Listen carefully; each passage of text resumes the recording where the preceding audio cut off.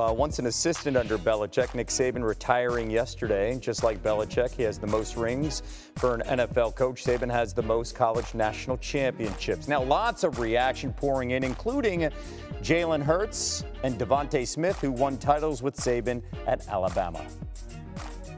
Yeah, obviously, I think a sad day in the game of football, just knowing how much he's been to the game, and it's surreal. I know for me personally, he's always been coaching ever since I've been alive, and growing up and knowing what he's been, and then knowing why I committed to go to that university because of the man he was and the intentions he had and the way he went about his business and his process. I have a ton of respect for him. He'll definitely be missed in the game, but I know he'll be enjoying himself and be out there watching. I know he can't move too far from it, but Coach Saban knows I have a ton of respect for him and everything that he's been able to do to help his team, help his players.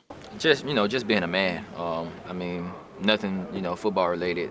What stuck out to me most is, him teaching us to be men in life.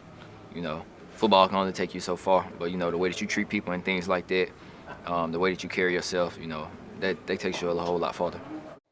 Saban might be gone, but his legacy lives on through his coaching tree. Some of the country's best coaches, such as Kirby Smart, Steve Sarkisian, and Lane Kiffin, came up under Saban. Plus, this list doesn't even include former coaches Jimbo Fisher, Will Muschamp, Mark D'Antonio. All come from Saban's tree. And another guy, a GA, Dan Lanning.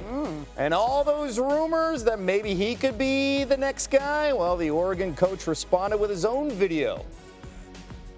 This decision has been made for me since I took this job. I love what we have here. I love the support, the administration I have.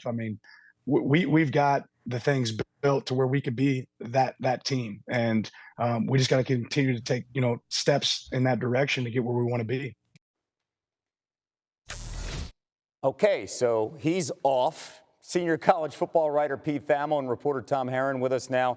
All right, so Dan Lanning is out of the mix here to replace Saban as the next Alabama head coach. Pete, what's the latest you're hearing on the Bama opening?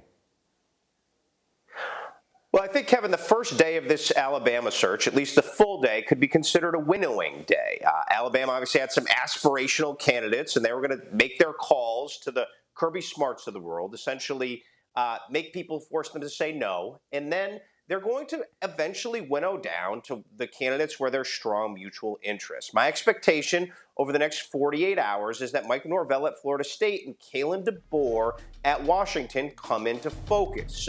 Internally at Alabama, Greg Byrne, the athletic director, has used 72 hours with the players and staff as a time frame for which he'd like to get something done. Obviously, with the portal open, that's an important time frame because players are anxious. Early enrollees just got to campus. They came to play for Nick Saban. So look for those two to become the center of the search here in the near future. Of course, we know that Saban retiring could also affect the Crimson Tide's recruiting, right? That's the downside to college. This is not the NFL. Recruiting's an issue, and since the ESPN 300 ranking started in 2006, Saban has had 8 of the 18 #1 ranked recruiting classes in that span, despite not coaching the Tide until 2007. 7 other coaches have combined for the other top 10 ranked classes. Kirby Smart with Georgia. And Dabo Swinney with Clemson remain with their programs. So, Tom, how does the timing of Saban's decision to retire actually impact Bama's recruiting right now? Well, the good news for the new coach is that we're already through the early signing period, and all but 2 of Alabama's recruits signed in December. Now, unfortunately, the bad news is one of those prospects that didn't sign was 5-star wide receiver Ryan Williams. He has since decommitted. He told me that Texas, Auburn, Texas A&M are going to be in the picture, but he's also going to wait and watch and see who's hired at Alabama. Now, of the guys that did sign in December, the recruits that signed, 4 of them did not enroll early. So those prospects, if they want to get out of their national letter of intent, all they have to do is request it, and they're obligated to release them from their letter of intent if they want to. The other recruits that did sign early and did enroll early, unfortunately for them, classes started yesterday, and so they have been triggered. They've triggered the attendance rule, and they cannot be let out of their letter of intent. So if they want to leave, they would have to actually transfer out. So I don't know that we're going to see a big impact in the 2024 recruiting class. Where we're going to see the biggest impact is in 2025. We've already seen one ESPN 300 recruit open up his commitment in that class. And that's really where we're going to see the big impact. Those prospects have a ton of time to wait and see who the next coach is, but they're going to be waiting and watching to see who comes in and if they're a fit for that new staff. So time is money in future 5-stars. And with that in mind, Pete, what are you hearing about a timeline to get a deal done? Sure. Well, I mentioned Greg Byrne's internal timeline of 72 hours. I would say as these searches go, that is optimistic. If he could haul a big fish within 72 hours, it would be very impressive. Again, as Tom mentioned, you have those new recruits on campus right now, and there's some anxiousness to them, and also the star Alabama players who have a 30-day window to go elsewhere. So time is imperative, and nobody is hustling like Alabama Athletic Director Greg Byrne this weekend. But again, there is a trickle-down effect, right, for the next hire and potential their team in the transfer portal. So, Tom, how could that factor into all of this?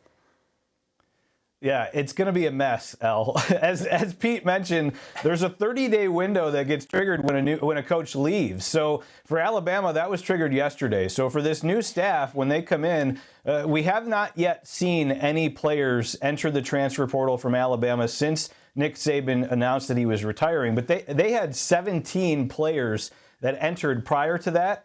So we'll see what happens if any of those players decide to transfer. But that new coach that comes in, that triggers a 30-day window for his team that he's leaving as well. And so those players will be able to transfer. It could create a domino effect, like you said, where we could see more and more transfers enter into the transfer portal. Which is perfect because we certainly haven't seen enough. Thank you so much to Pete Thamel and Tom VanHaaren joining us with the latest on Alabama and their coaching search. Give me something.